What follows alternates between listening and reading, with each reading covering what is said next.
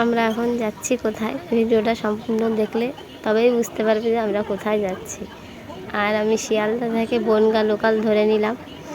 তো চলো, এই যে আমি আমার ননদিনী মানে কোথায় যাচ্ছি সেটা দেখতে হবে। আর এই বিনা কারণে হাসছে, তাই আমরাও একটু হেসে নিলাম যে বিনা কারণে একা একা হাসে।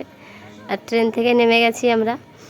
তো চলো দেখা হচ্ছে সেখানে গিয়ে কোথায় যাচ্ছি। তো ভালোই লাগছে, বৃষ্টি বৃষ্টি ওয়েদার আছে। আর আমার গলাটা ইগনোর করে দাও, কারণ জ্বর থেকে উঠে আমার গলার অবস্থা এমনই হয়ে গেছে।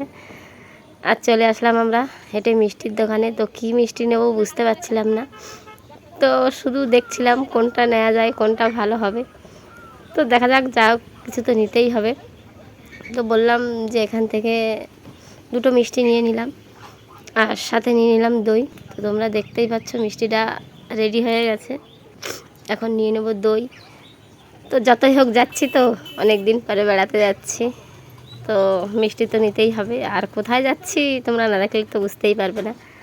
আর বর্ষাটা একটু কমেছে, কারণ মানে ভীষণই বর্ষা হচ্ছে, সে বলে বোঝানোর মতো না।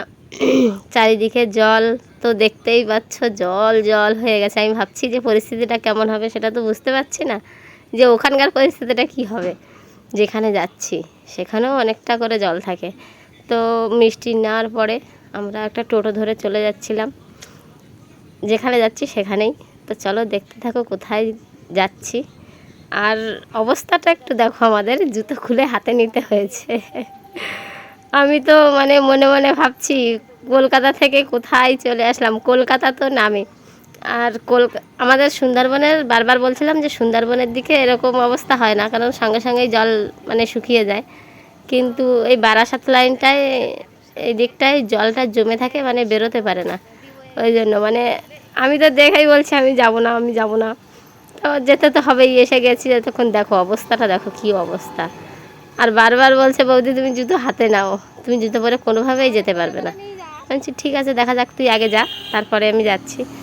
তো আমিও জুতোটা খুলে হাতে নিয়ে নিলাম, পরিস্থিতি তো যেমনই তেমনভাবেই চলতে হবে। তো অনেকটাই জল হয়ে গেছিলো। আর মানে কি বলবো, এমনি জ্বর থেকে উঠেছি, আর ওই জন্যই জলে নামতে চাইছিলাম না, কিন্তু কোনো রকম কোনো উপায় নেই জলে নামা না ছাড়া।